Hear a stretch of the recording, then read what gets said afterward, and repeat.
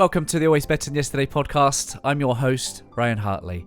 This podcast exists to equip and inspire your heart-centered leadership. Every week, we bring interviews with some of the greatest heart sets and mindsets on the planet. I hope the heartprint of our time spent together is that it creates new possibilities for you and all those you come into contact with. If you'd like to explore what we could make possible for you, then head to abty.co.uk/connect and book in a free 30-minute call to begin our journey together. I just want to express a huge amount of gratitude to our sponsors, Matt Media Online, an independent agency who specialise in content marketing, helping businesses get their message seen by the right audience. Matt has produced all the digital media assets for this podcast since episode 106 back in December 2020. To have Matt in your corner, head to mattmedia.online. I'd also like to thank Exhale Coffee. I have been a big fan of Exhale Coffee since meeting Alex and the team back in 2022. Exhale is the first coffee to be sourced, roasted and lab tested specifically to maximize its antioxidant and anti-inflammatory potency. An independent lab test has shown that 1 cup of Exhale coffee has the same antioxidant power as 1.8 kilos of blueberries or 55 oranges. I'm a huge fan, and Mrs. H loves the decaf, especially because she knows that Exhale use the mountain water decaffeination process, which uses only pure glacial water from the highest mountain in Mexico and no nasty chemicals. Simply head to exhalecoffee.com/ABTY for your special offer. And lastly, before I introduce this week's guest, please do subscribe to the channel if you haven't already. It would really help us leave a greater heartprint on this world. On episode 243, I welcome Dr. Nicole LePera to the podcast. Dr. Nicole, also known as the holistic psychologist, is the author of New York Times Bestselling Book, How to Do the Work and How to Meet Yourself Workbook. She is the creator of the Self-Healers movement and founder of the Self-Healers Circle. We have an incredible conversation about her latest book, How to Be the Love You Seek, which is due for release on the 30th of November 2023. Be sure to pre-order your copy. This special episode with the Holistic Psychologist is brought to you in partnership with Leap.io. Leap is the app for therapists to provide care beyond the chair. Many therapists today are tired and burnt out, yet continue to seek ways to serve their clients' needs beyond the weekly appointment. How can therapists provide real-time access to help and support without being available on demand? Well, Leap is building a platform for therapists to provide client real-time access to online tools and resources, from guided meditations, daily questions, journaling, courses, a resource directory, and much more to come. Therapists can easily customize content and track progress specific to each client while maintaining privacy. By journeying together, clients make more progress through daily practices and access the help they need when they need it. Additionally, Leap will provide new revenue streams for therapists to create residual income with minimal effort. Leap is currently in private beta testing with a few select therapists and their clients. If you're a therapist or a client who wants to recommend the app to your therapist, go to leap.io, that is LEIP, to fill out the short form on the homepage to join the waiting list and receive ongoing updates. It only takes a minute. Again, that website is www.leap.io, LEIP.io. Here we go. Let's get into the conversation with the holistic psychologist, Dr. Nicole LePera, on episode 243. Dr. Nicole, welcome to the Always Better Than Yesterday podcast. How are you? I am so good. Thank you so much for having me, Ryan. Best-selling author of How to Do the Work, How to Meet Yourself, and then there were 3. And then there were 3. Wild. A decade ago, I would have never imagined writing 1. So here we are. Yeah, I love that. I can see for those of our community that are watching on YouTube, they'll see the lovely book cover. I tell you what, your book covers are a work of art. Like they're visceral. I love them. I appreciate that. The team with Harper does all of the designs. I don't have much of an eye for that, but I look at them and I think they're very beautiful too. I was unaware that you were releasing a new book. At the time I was talking with your team, Tia, your team member, she was like, we've got this new book coming out. I was like, oh man, the title of it, I think it's my life's greatest lesson. And you see on my chest here, we've been talking about leading with love for a very long time. But a couple of years ago, I had a wonderful, wise gentleman called Dr. Gary Chapman on the podcast.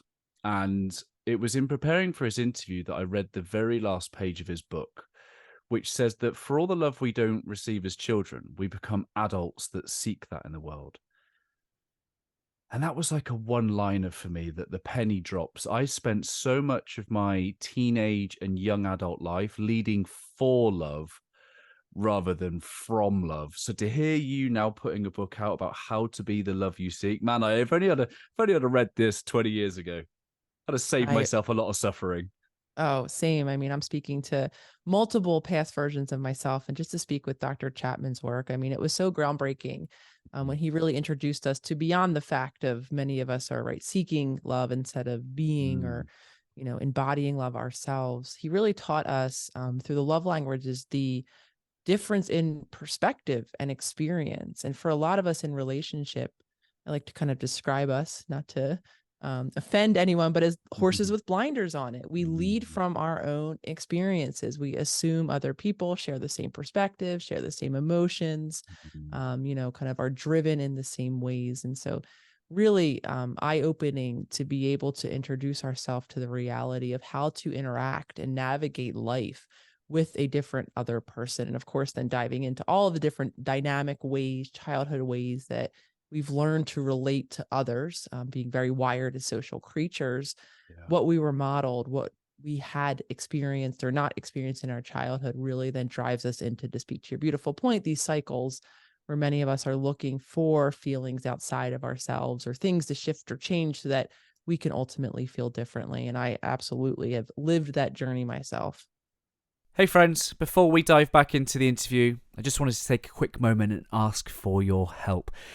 Did you know that only 7% of you, 7% are currently subscribed to the YouTube channel? If you are enjoying the content so far and haven't hit the subscribe button yet, now is the perfect time to do it.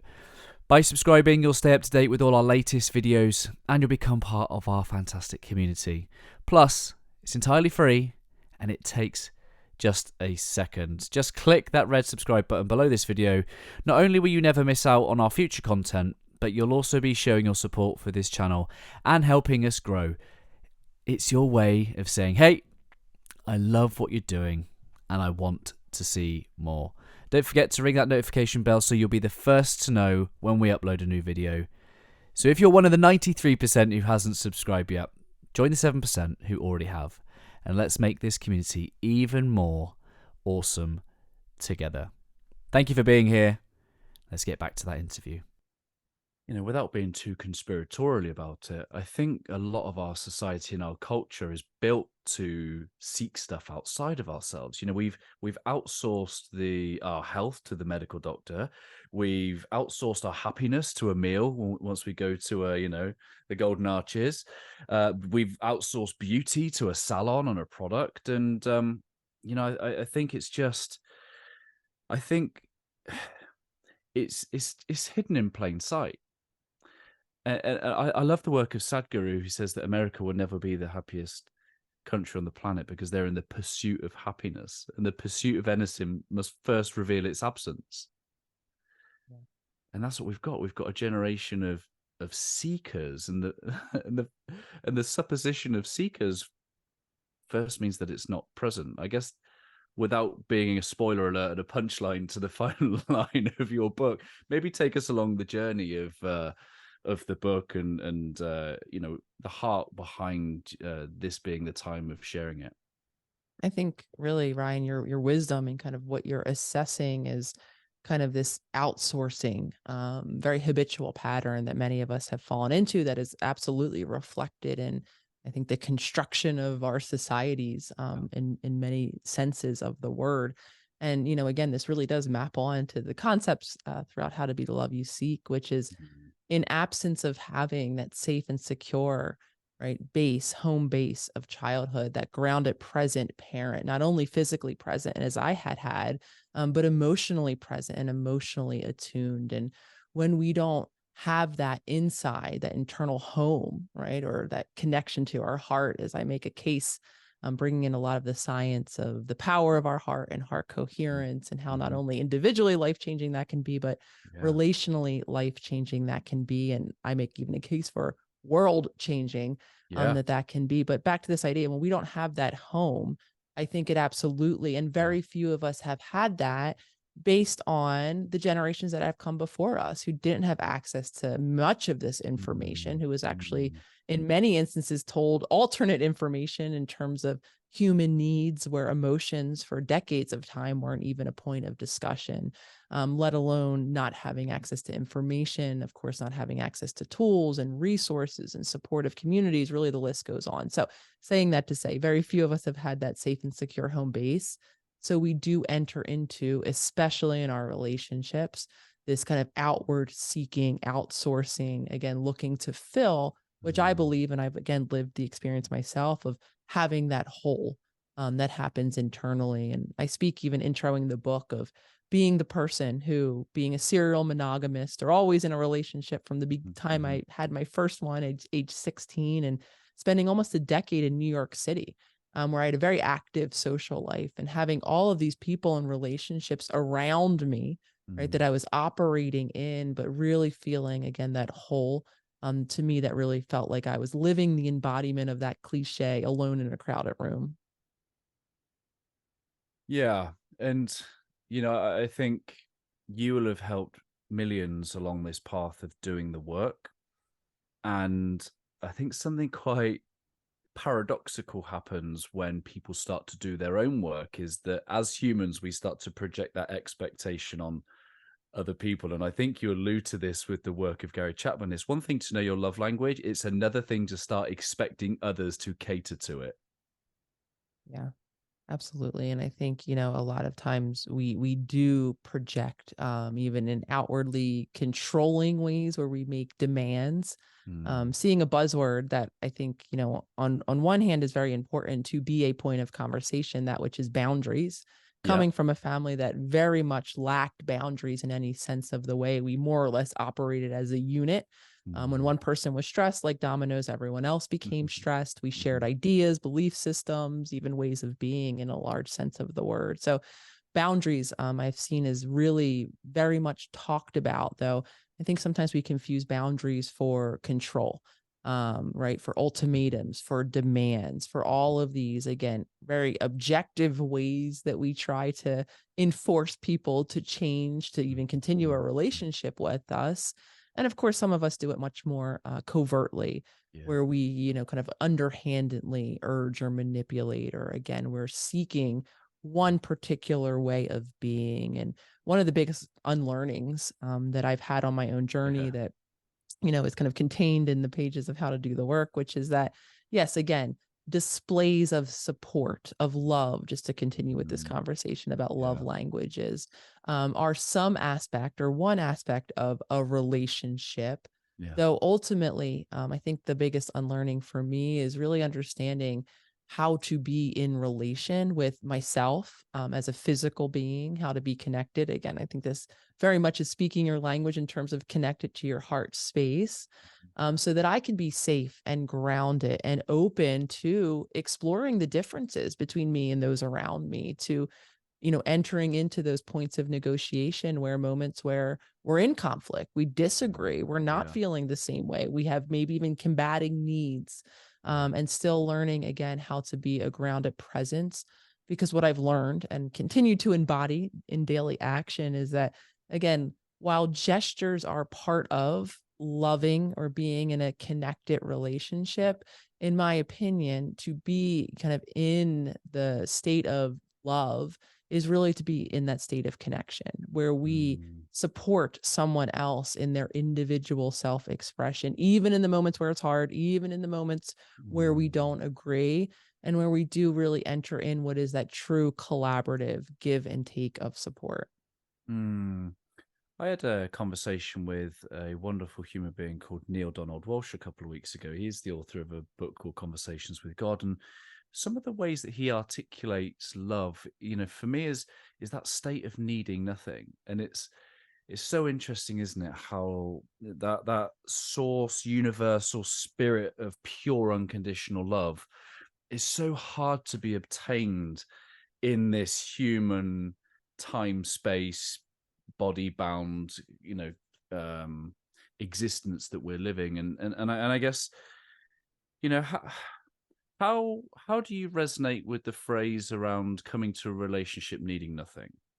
Is that Yeah, the first thought that I'm having is, interestingly, it's kind of, again, one of those contradictory statements, because in my opinion, to need nothing means that we have to be showing up with needs that are consistently met, at least at the physical level. hmm I think a lot hmm about our nervous system, our physiology, Yep. our neurobiology. I speak a lot about that in the book. Mm, And if we're not, right, in connection with the physical body, in which our spirit, our soul, whatever the language is that resonates, our uniqueness, our essence that is us, is housed, if we're not in connection with that, and more so, if we're not meeting its very basic needs, for mm, nutrition, for movement, for mm, rest, mm, for the oxygen, right, that continues to keep our cells alive, mhm, then, we're not going to be able to be in that state of source energy, or of, unconditional, true, whatever you want to call it, love. So interestingly enough, to be in that, right, assumes that we are making sure that we're tending to, or gaining support in meeting our physical needs. And of course, then there's the emotional needs, mm, and all of the other aspects of our being. Because if we're not, we fall back into what I call is survival mode, which is that very nervous driven state of activation where we actually can't not only be that safe, grounded, secure base to explore another individual. Oftentimes we're viewing even mm, those around us that we, right, quote unquote, love the most, mhm, not as the human being that we compassionately love and want to care for and want to create a mm, future with. We actually minimize them to being the threat at hand. mm. So again, I make a case throughout most of my work, and this was a big shift point, transitioning from a much more traditional psychologist who really Yeah, only thought yeah, about the yeah, brain and the power of the mind and all of yeah, that, to really emphasizing, again, that foundational presence. So to be of no need, again, just to kind of simplify that, in my opinion, we have to make sure that we're tending to our body in a way that allows us to be, in that grounded, expansive state. yeah. It's really interesting when you talk about that arousal state. You know, my wife and I have been together over 20 years, been together since school. And you live long enough, right? You're going to hurt and you're going to upset each other, right? And we got to a point, two children in, busy working businesses and things. And we were the enemy behind the lines, constantly in a state of arousal. For me, I take things personally. So even the simplest of comments, it was like a war zone. And I really resonate with what you're saying around the arousal state. That's why I jump in ice baths now, is to just try and calm. But the journey up until that point, we made a truce to down tools, and part of our work was to learn more about what was it like growing up. We knew what it was like, but what did that teach us about love? What did we learn about? I come from a single parent background. Dad left when I was 6 months old, so I've been raised with a hyper independent mum, doesn't ever ask for help. Very happy, optimistic. So I learned that love was just getting shit done, like being optimistic, being positive, never complaining. My wife grew up effectively single child, mum and dad together. Dad did everything, at the slightest request. So love to her was service. So when she would ask me to do things for her, I'd be like, oh, that's icky. Like, be independent. You could do that to yourself, right? And then, and then the other way, and then obviously I wouldn't do things for her, and that would feel like the restriction of love. So then we start to look at that. We're in our 30s at this point, and we go, huh, isn't that funny? If only we'd kind of learned this a long time ago. And I guess, that there's so much of the goodness that you're bringing now into this book, How to Be the Love You Seek, because you take people on that journey. You take people back to those early relationships, and you put out very clearly how those early relationships will shape your future.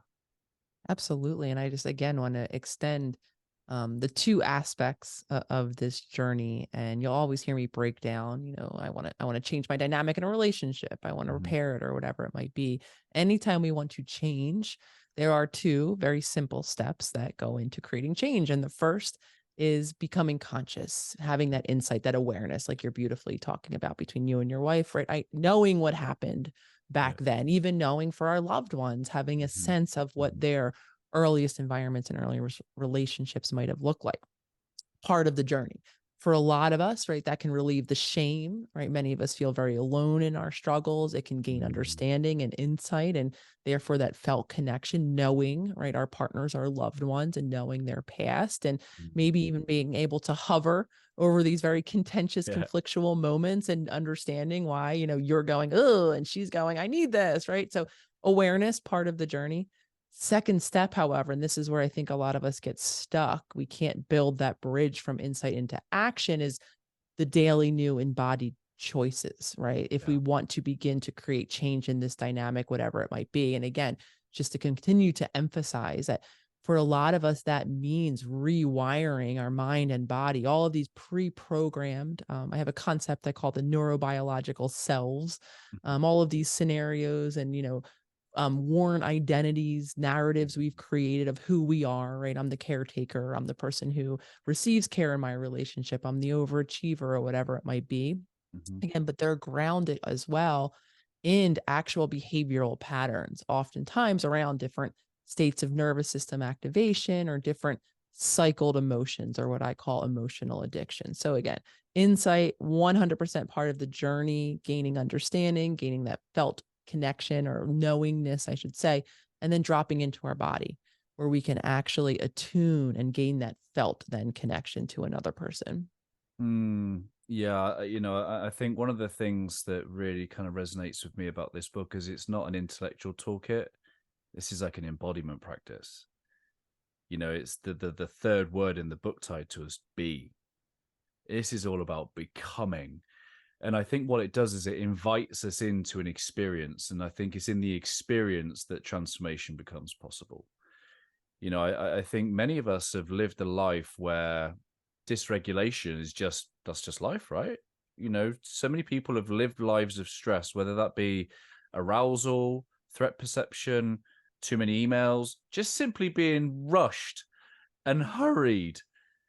And I don't think many people know what it means to have a regulated nervous system. I guess yeah, I would first want to honor you with the books that you put out because you well, I guess you talk about courageous authenticity and you certainly embody that, sharing of your story because that leaves you open to being judged and that's a vulnerable state to put yourself in and but I think what it does is it shows that you're a human being that's been on this journey too and at what point did you go from this being an intellectual journey to one of embodiment in your own personal journey?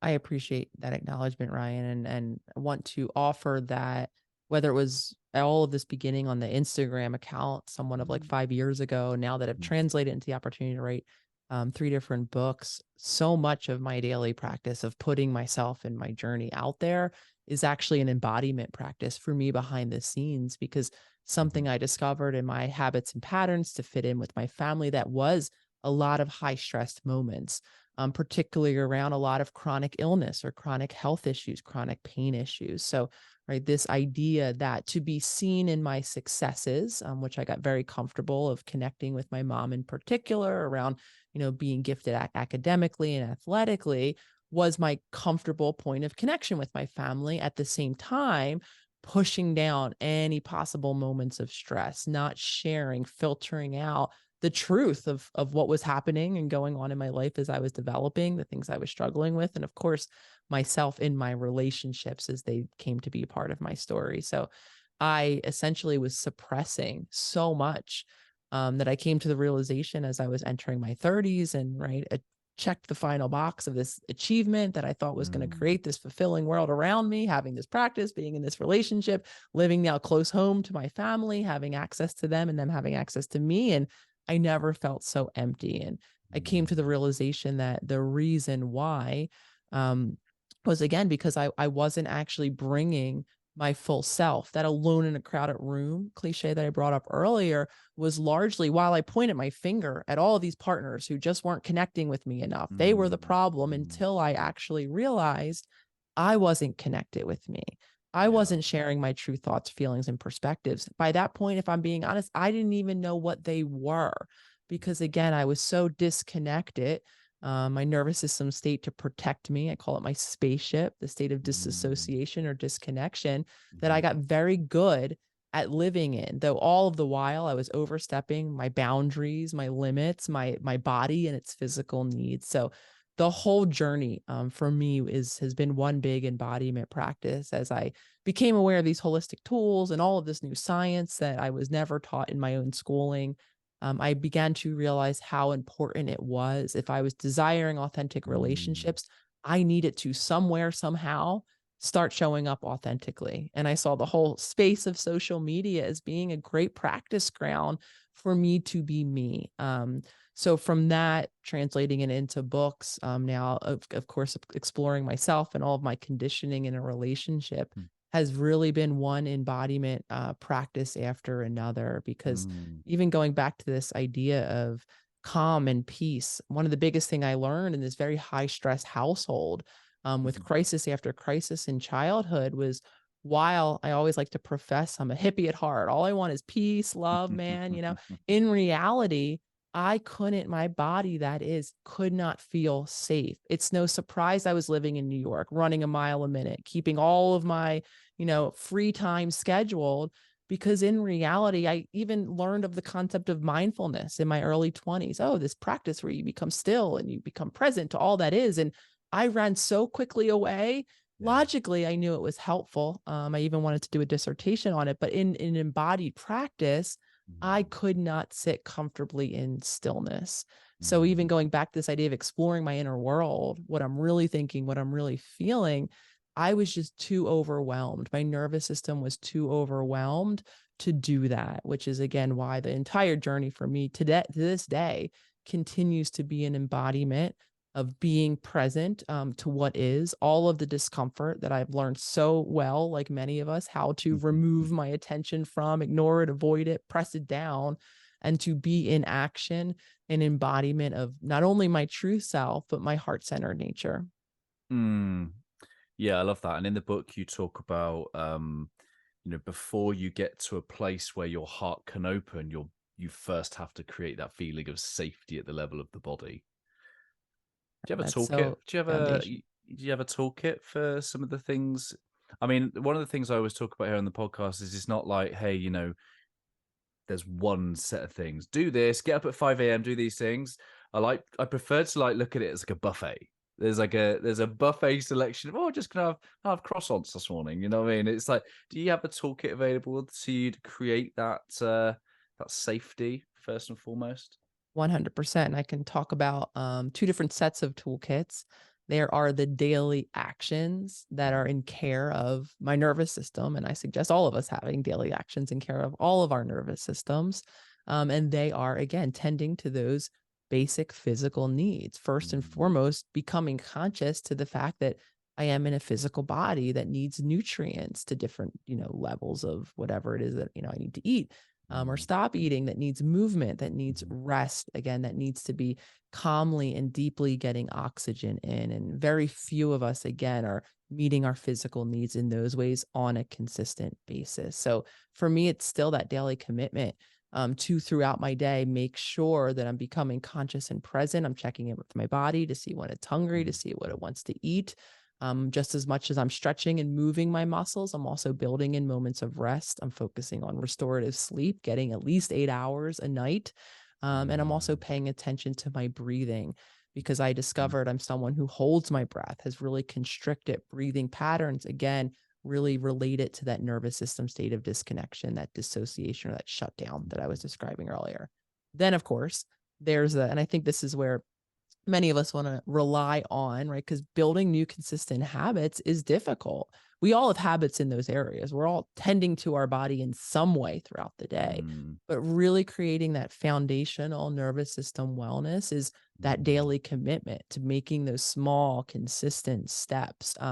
Because again, back to our nervous system, it doesn't want to change. It's wired to prefer. Even the familiar habits that we know aren't creating nervous system wellness for the sake of this conversation. Anytime we try to overhaul our life, which is, I think, what many of us do. Oh, I want to start anew tomorrow. I'm going to sleep for 8 hours. I'm going to wake up early. I'm going to, eat these things, and I'm going to do all of this different. We really do challenge our nervous system. And before long, we end up falling right back in those patterns because we become overwhelmed with doing too much new, too much moving out of that familiar comfort zone. So outside of those daily habits, a lot of us just want to put some tools in our back pocket and rely on them when we're in the heat of the argument, or right when something is really activating us and we want to shift that pattern of reactivity to responsiveness. So I can make a case that until we build, again, that foundational security and connection in our body in all of those ways that I just previously shared, it's going to be really difficult to remain in those moments. So understanding and dropping into our body to determine and notice as our stress level is getting amped up. Because once we do have a point of no return, once we become stressed to a certain point, not only does blood flow kind of reverse itself and no longer kind of move in the direction of our prefrontal cortex, or the ability to be conscious and responsive and remember all of this beautiful conversation, even right in that moment, we're going to be really, again, driven by those older nervous system habits that we learn, that screaming, that yelling, that not talking or shutting down and icing, that people pleasing or fawning or whatever it is. So really dropping into our body. And I often give 3 indicators, right? My heart rate, my muscle tension, and my breathing. Those are great ways to note as I'm becoming more and more stressed. As I'm becoming more and more stressed, I'm going to have more tension in my muscles. Listeners might even notice a particular place they hold tension. I know for me, it's mid to upper back. I used to be a jaw clencher and a grinder. That's all, again, this sign that my nervous system, when my muscles are tensing, my nervous system is activating. Same thing with my breath and my heart rate. As it elevates, my stress level elevates. So as we notice that elevation, then we can begin to make conscious choices in the moment to calm and slow our breath, to, if we're, shake out our energy, to slow it down, to actually do specific things to help our body regulate in those acute moments of stress. I'm a knee bouncer. My knees bouncing away. It's usually a symptom that I'm a million miles away in my head. I'm not in the present moment. I'm not engaged and thinking about a million things. I in a former lifetime used to work in the UK police service and used to present to executives, politicians, and all that sort of stuff. So I kind of learned intuitively from an early day the power of the breath as a way of regulating my body, as a way of getting better performance, should I say, access to the prefrontal cortex. So I've been more logical, rational, creative. I think this is leadership. Our ability to bring ourselves to a state of regulation, because I think what leadership does is it puts us in situations where we're going to get fight, flight, freeze, form, and I think leadership is simply being able to take our chimp response and replace it with a chosen response. Overcoming that flinch response and being able to put a more conscious response back, where I can love and serve both myself and others to a higher outcome. Like, the stuff we're talking about here is literally a leadership toolkit. Yeah, 100%. And, I think I even think of leadership in so much of an expanded, right, sense, being a leader even of my own individual journey, of my Yeah. family. I mean, there's so many ways that each of us, even if we don't, I think, traditionally think of ourselves, right, as a leader of an organization or right of a group. I think all of us can, and even if we don't feel connected to that creative, intuitive, imaginative, right, kind of purpose driven. And I'm even saying words that a decade ago, when I was locked again in these cycles of survival based responses, for a very long time, I thought, oh, I don't have those things. I'm not a passionate, purpose driven, creative. I left my creativity back in art class in my high school days, right? I wasn't connected to that space.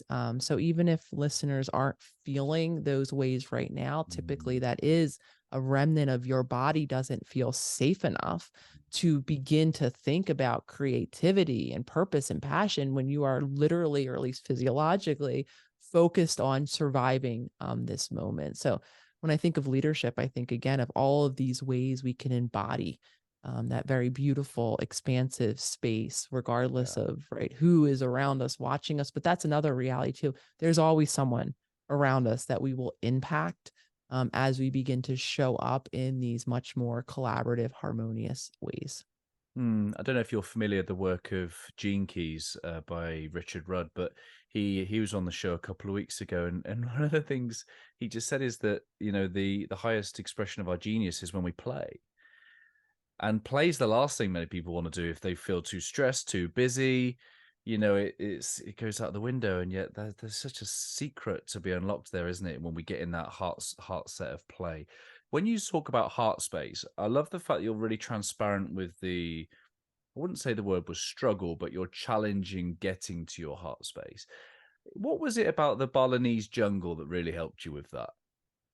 I think that when I was there, first of all, the nature for me, as long as I can remember, even though I'm very much a city girl, I grew up with limited experience or access to nature. When I would be in moments of nature in my dad's small garden growing Yeah. up, those were always the moments where I felt most grounded and most connected. And to this day, remain. I'm committed, and I now get the opportunity to live in a very beautiful natural environment where there's mountains in the distance and hiking and beautiful flowers and greenery. So I think the nature that was present in the Balinese jungle, it was just so gorgeous. And where we Mm, were staying at that particular retreat center was just so immersed in it. It was the building itself was just as if it was a part of mm, nature. So again, when I'm getting chills even saying this right now. mhm, So anytime I'm in those experiences, for me, it's just much more of a connected space mm, that allowed me. And then what I was present to was not only the peace and calm of those surroundings.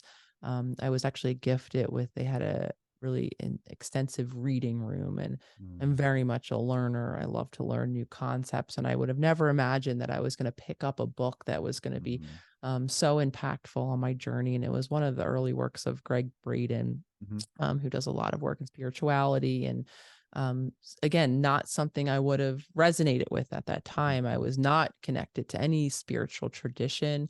mm, The last time I even connected with an idea of spirituality, I would have related it to religion, to my mhm, Catholic mhm, upbringing. And again, mhm, I think we each have our own ways of practicing, but that was not necessarily resonating with me. So mm, picking up this particular book in that environment and just kind of getting so immersed in what he was sharing really set a seed, planted a seed of not only this idea that there is something greater, and I was feeling somewhat of that connection with the beautiful natural environment around mm, me, but he has, as I am a scientist at heart, he was planting seeds of future rabbit holes that I wanted to go mm, down in terms of actually investigating the physical body. Again, that led me to this idea of heart coherence, and so it just began. And for me, again, that came at a time right before I hit the bottom that I share about and how to do the work, when I'm crying over a bowl of oatmeal, seemingly for no reason. I happen to be reading a book about emotionally distant mothers. Never at that point would I've given mm, myself, right, that mm, language of that's what happened to me. But again, in that outflowing of tears. So it was all in the same several month period that this information, that moment in the jungle, this breakdown really led me to begin my shedding back of my own layers of conditioning. That's really interesting. I forgot that you mentioned that. I think that was Lindsay Gibson, wasn't it? The book that you referenced. And that was the second time in that day that I'd never heard of the work of Dr. Gibson. And then there you go, like show it was almost like a little synchronicity that came up in my awareness.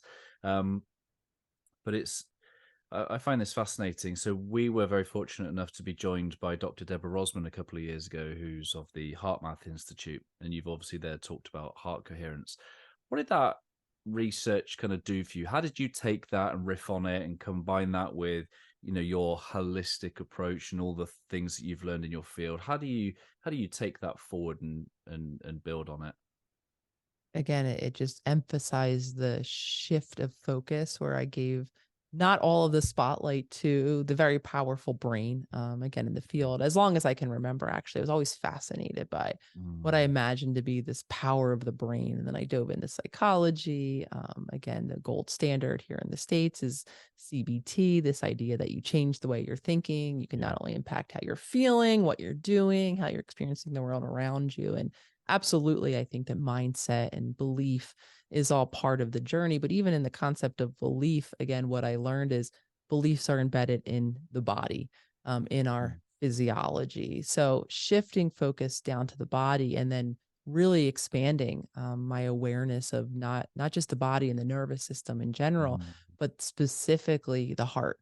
And learning all of the different research that HeartMath does a beautiful job at putting out, in addition to like the great distance that mm, the electromagnetic field of the heart can reach another, the heart's ability to even synchronize our brain waves itself. mm, So for me, it just continued to emphasize that while the brain is powerful, the body and building that body-based foundational connection is just as important. At the same time, it actually allowed me to discover how distanced I was from my actual heart, from my deeper intuition, from all of the moments where mm. maybe I had a ping of, what I should do or what I wanted to do, or, Mhm, kind of had these moments of intuitive sparks. And mhm. I actually would override them with more often than not shoulds in my head and beliefs or Yeah, worries about how someone would take it if I did do whatever it was that my heart was saying. So yeah,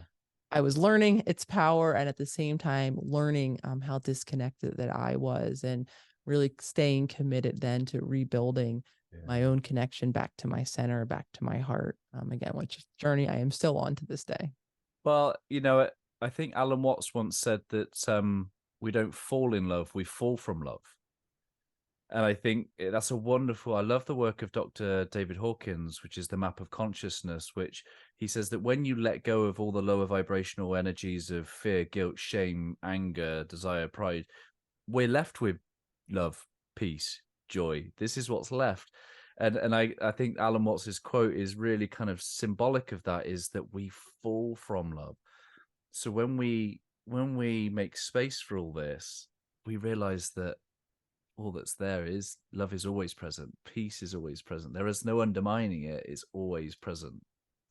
I'm smiling really big in my workbook, How to Meet Yourself.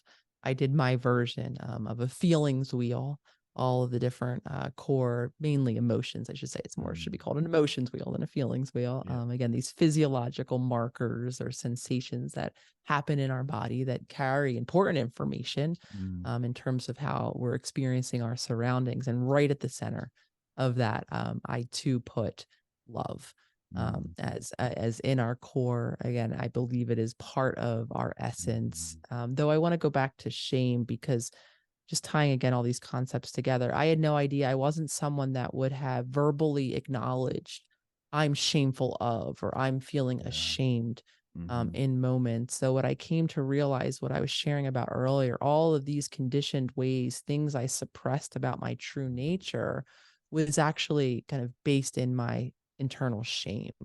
Not again having that safe base, that curious parent who can navigate, right? Me as a developing creature, and sharing all of my different ways and emotions with them because they weren't equipped themselves. The way that translated. So shame was so baked in, was this Mm, idea that there are certain aspects, and I think each of us have had this experience. If we didn't have all our needs consistently met in childhood, which mm, again, very hmm. few of us did, the reason we often suppress certain aspects of our being, I should say it that way, is because we become shameful. We've learned, at least, to become shameful of certain aspects. For some of us, it's of our appearance, so we Mm, manipulate it in all of these different ways, right?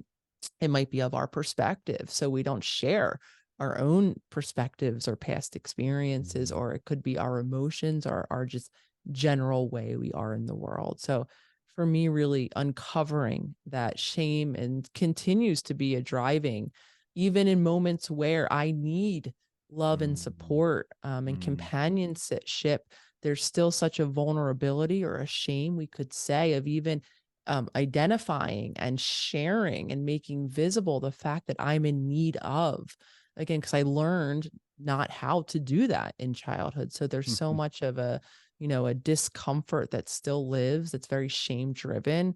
Yeah. Where to this day, I notice the tendency, what I've become able to do now is to kind of hover in that space of awareness, and Yeah. on occasions walk through the discomfort of making my needs known. But I've come to realize again that shame is such a driving force for so many of us, myself included.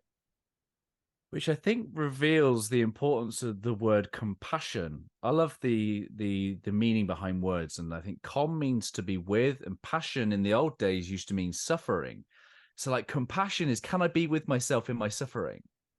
And I think when I can meet myself in my suffering, and when I can go back to those moments, I go, no shit, I feel that way because of what. And then it's that no shit, Sherlock, kind of like, I can meet myself where I'm at, and then now I've met myself at my depths, I'm more capable at meeting others at the depths. That even goes back to kind of what we were talking about earlier a little bit, Ryan. Even in knowing our story, Yeah. right? A lot of times we stay distance from feeling our story or our past Mm. experience, right? Hmm. Some of us can retell, and Mm. sometimes we do from a very emotional distance with, no emotion, very Yeah. flat, numbed experience behind it. Or maybe even, we're laughing when we're sharing about something really, really Yeah. difficult Yeah. and Yeah. painful. And it's not to say, I mean, I do think humor becomes part of our journey once, though, we've touched the deep feelings, the Yeah. grief, the hurt, the pain, everything. And I think, again, this is sometimes where we're missing that bridge.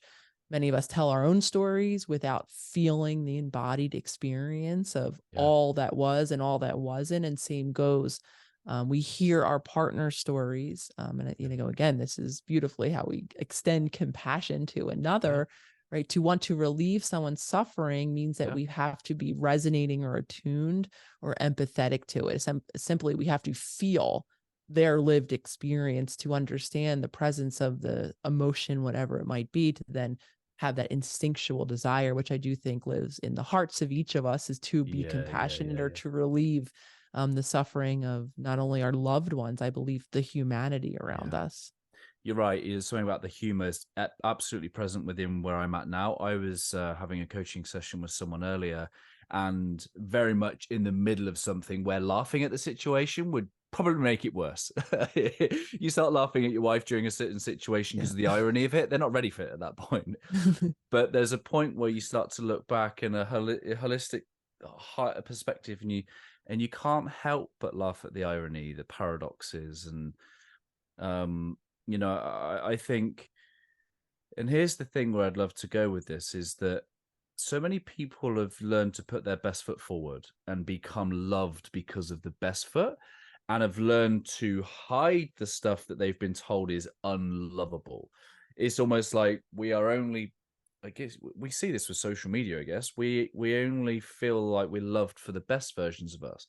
I think love is all of it. It's synthesis of the light and the dark, the good and the bad, the lovable and the unlovable. And I think that's so much harder when we are either shameful of it or we've repressed it, not expressing it. And I think there's something powerful when we can hold space for all of it. Because I love the fact that I'm a flawed human being. I am flawed. I am fallible. I love hard. I make mistakes. And that gives me, it makes grace possible. And when I give myself grace, I'm then more able to extend that to others because I understand their flawed humanity too. Absolutely. And again, I think in childhood, so many of us have learned whether it's not to make mistakes, that this was a very much a part of me. I had learned very early, because I was successful in certain areas, that I was able to be successful in certain areas. So very quickly, as soon as I saw areas I was not immediately good at or successful at, I Mm. just would stop doing it. So learning through failure, through mistakes, was something, and is something to this day, that I really struggle to tolerate. Even going back to being on camera and being visible in this way, I mean, there's still a part of me that really struggles with not immediately being perfect. at something new, let alone being seen by so many, as I'm still learning how to be so visible, how to teach, how to be on camera, and all of the things. But even going back to this idea of learning, the things that many of us have become shameful of outside of the natural, I think, kind of human experience of making mistakes and, kind of learning new things and evolving and growing, that's learning. I want to emphasize that. So many of us have learned to be shameful and hide certain aspects of our experience. And in childhood, when our brain is still very much developing, from birth until age 7, we're in what is called an egocentric state of awareness, which simply means all roads lead back to us. We're the cause of everything that happens or doesn't happen in our environment. So in childhood, again, when caregivers weren't consistently physically or emotionally attuned and present to us, the only way our mind can make sense of it, because our mind is always seeking to understand our environment, to gain a sense of control, predictability, to know what to do next, to figure out how we factor into these core relationships really in the world around us. And it has that ability from childhood. Though, again, in this developmental state where all of those roads are going to lead back to us, the meaning that we're going to assign, and again, I'm going to globalize this, to our unmet needs, whatever category they might fall in, is us. We come to believe, because of, again, the circumstances happening around us, which often have no relation to us at all. We can't zoom out and understand the million different reasons why our caregivers couldn't be physically or emotionally present, that have nothing and often predate our even existence here. We translate that experience of inconsistent care, whatever that looked like, to being an indicator of our inherent unworthiness or unlovability. And then again, we begin to modify, because we're completely dependent on those connections. We need to stay as, connected as possible to make sure as loved as possible. And this is when we again go into these cycles of only presenting the favorable, the celebrated, the validated, or even the somewhat okay, if we had a really inconsistent caregiver who was only somewhat present. And then we continue that cycle at our core, believing sometimes well into adulthood, sometimes for a lifetime, that certain aspects of our being make us inherently unworthy, when that could not be the farthest from the truth. We are a worthy being in our completeness, like you're beautifully saying, all of us, the light, the dark, the shadow, whatever you want to call it, our mistakes, our celebrations, our victories, though we've learned to feel so much the difference, so much unworthiness that's baked into our actions, this entire way of being, how we structure our relationships, even, or don't enter into relationships, lest we be at risk of someone seeing, right, these dark parts of ourselves that we're so shameful of. Yeah. I mean, the words that are coming up as you speak is, it's not my fault, but it is my responsibility. Like, is whatever happened, wasn't my fault, but it is my responsibility. And so much for me, like, the big part of my healing was realizing that the shortcomings that I experienced were as a result of someone who was equally flawed. When I started to see that my caregiver was actually pretty much a child themselves, not very far out of the teens, if not late teens, like, wow, you start, because I think we put parents as hero status, don't we? We assume they're just heroes and infallible, and when you start to see their humanity, you start to think, okay, maybe it isn't about the ego. Maybe it wasn't about my unlovable nature. Maybe this abandonment thing is something that isn't necessarily as much as I thought it was. Because on the How to Be the Love You Seek book, you talk about, first line there says break cycles. And, you know, I want to first acknowledge our great friend of this community, Layla. Layla is like your biggest champion. Layla has gifted How to Do the Work to so many people. So I just wanted to mention and acknowledge Layla. She's a huge lover of your work. But the conversations Layla and I typically tend to have is that we describe ourselves as like first generational change makers, where we're trying to do the work, we're trying to break those cycles, and we're doing that without a guide as to what necessarily healthy looks like. We don't really have a role model to follow into. You see what I'm saying? So like having people like you and the work that you put out, like Leila and I are massively grateful. So big appreciation for that. So much love. Thank you, Layla. Thank you for everyone that you've gifted to this work too, really being open. I'm always indebtedly grateful to all of the communities around us. It is each of us as we are living the journey and becoming curious and gifting this new information. Because to speak to your point, we are coming. We came into this journey, many of us very blind. We don't have those role models, those tools, and even going back to this idea as idealizing or worship, hero worshiping, as I call one of the neurobiological selves in the book, our parents. Mhm. Again, for a lot of us, that's a protected place, right? Not only do these people objectively, right, kind of maintain our life, whatever Yeah. semblance or, it looked like for so long, we're protecting not only them, we're actually protecting ourselves from the reality of the byproduct or the consequences of whatever their shortcomings were, right? If we keep someone on a pedestal, we don't actually have to look at all of the ways that maybe they didn't show up for us exactly the way that we needed. Again, often of no fault of their own because they were ill equipped, they were not educated, they were not able to embody those new choices. Some of them might not even have the resources.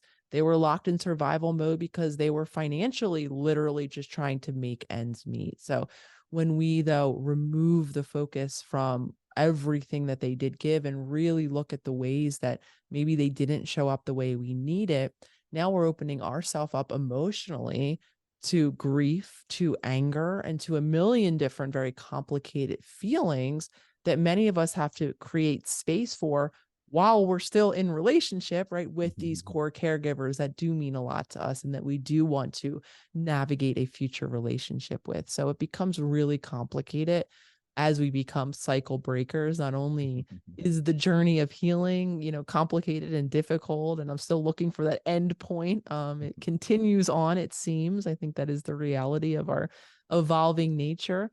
Though it is challenged even more so when we are embedded in these family systems. And when we are the first ones who are bringing new awareness to the family dinner table or, expressing our emotions. A lot of us came from families where all emotions, conflict, everything was swept under the rug. And right now we have someone who wants to talk about hard things and feel about hard things and or is creating change and maybe boundaries in the way that we're showing up or taking mom and dad off that pedestal and Mm. allowing their own process of grief. And I think intuitively, then a lot of us want to go and have conversations and be validated and right, share what happened and hear maybe from our parents, their acknowledgement.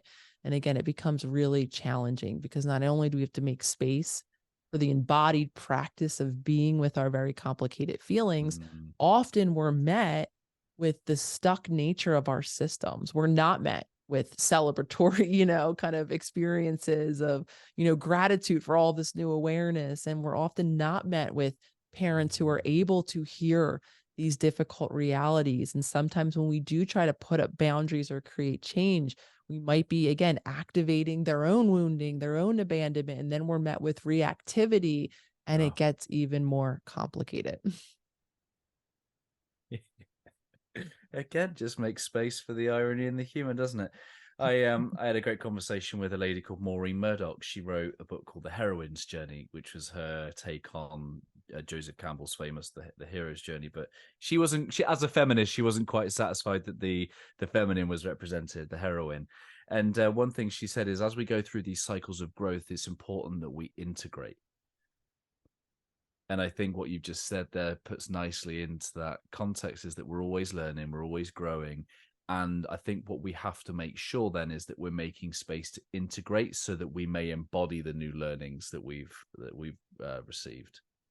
Yeah. And I think and the reality of integration, the expectation I think for some of us is that, oh, we come to this awareness and all of this old programming goes Yeah. away, right? All of these Yeah. dynamics just immediately Once I shift know and better, I'll change. do better. And that is not the reality. So integration, really that meaty middle step of being with sometimes contradictory Yeah. feelings within ourselves, contradictory drives or impulses, or whatever it might be, contradictory ways of being where we're exploring a new authentic way. And yet we have all of this conditioning at the ready. And that's why I'm often, again, even just going full circle around this, I'm always continuing to share my journey.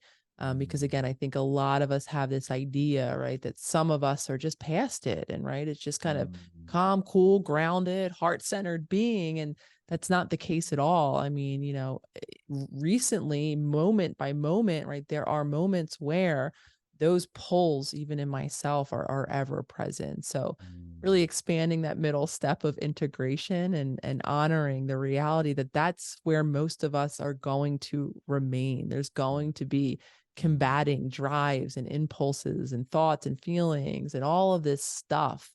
Though, again, with grounding ourselves in our presence, regulating our nervous system, we can become much more responsive and in conscious choice. And in my opinion, at the end of the book, I talk a lot about relationship empowerment. And I think that is the goal and my goal of the work, that any work that I will put out there will be to empower listeners, to empower them in the creation of their own life experiences, including their relationships. But that doesn't mean that there aren't combating, conflicting, difficult moments, even where we slip back into past reactivity, but it just expanding that space to be in our own presence and to retain the most empowering practice of all, which is choosing what it is that we do next. With the whole presupposition that the power is always within. It's not outsourced, it's not external, not giving it away to some other entity, some other system, some other product or service. It's there within. I love that. One of the most well-documented people that walked this planet that embodied love is Jesus. And one of the things that I love about what he says is you will know, people will know that we are his followers, or should we say the followers of love, by the way that we love people. And I think that one simple line is what most people forget about the purpose of any kind of faith is about, actually, does your faith make you more able to love people? Being a follower of love, does that have transformative power in you and through you so that you may be more like love? And I love the fact that you've taken your body of work and you're helping people along that path to become the love that they seek. I appreciate that so much, Ryan. And I do truly believe, even whether it's in my membership, my books, anytime you hear me speak, you'll even hear me directly request not to take my word for it. Again, to continue to turn within and to really reconnect with all of us as individuals with that inner source. Again, that source being, our heart space, that compassionate nature, and the way you beautifully summarize it all, our love. I think that is our state of being. And I think, again, the more that we turn inward, we reconnect with that, I truly believe that we are changing the climate of the world around us. And I'm so inspired to be joined with beautiful people like yourself, beautiful communities that are quite literally around the world living love in action. I'm all chilled up as I'm saying it. I'm in total agreement. Yeah. And it is such an honor. And it's been really, like I've been sharing along this whole entire conversation, a life-changing experience for me, which is to not just know this, to stay committed to the daily action of being love myself. That's what keeps us accountable. That's what it means to be a disciple. It means to be a disciplined follower of that love, that refining nature of love. When does the book go live? People can pre-order it now? When does it go live? Yes, it is pre-order now. It goes live November 28th, available where all major book retailers. I have a book website up, How to Be the Love You Seek, with some information on some retailers up there. Love that. That's going straight in the show notes. Just to paraphrase, what I think I've heard is pay attention to those unmet needs as a child, because in that unmet need, we've become adults that are seeking that in the world. In that seeking, if we learn how to serve, we may learn how to both give ourselves what we need, but then become the very source of that for other people. Beautiful. Still go get the book. Go get the book. Couldn't have said it better myself. Yeah, go get the book. I have a word here at Always Better Than Yesterday. It's called Heartprint. And the word is used to summarize, moralize upon, reflect upon the impact that we have on people's lives, the possibilities that we create, the legacy we leave behind. Nicole, I'd just love for you to take a moment just to really consider at the end of your days what you hope your heartprint will be.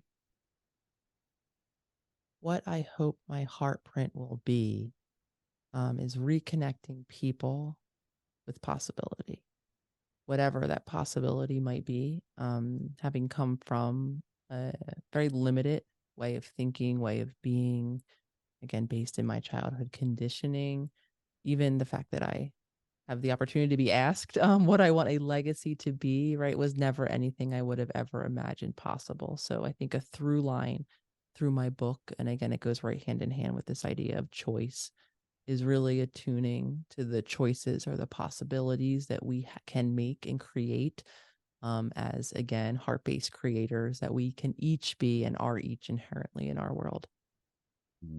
I appreciate you. Thank you for all the work you're putting out, and I'd be honored if you'd leave us a final thought from your good self. Absolutely. Again, my thought is always of gratitude. I just want to thank and celebrate each and every human who's out there on their journey, who is listening to your work, to my work, to conversations like these.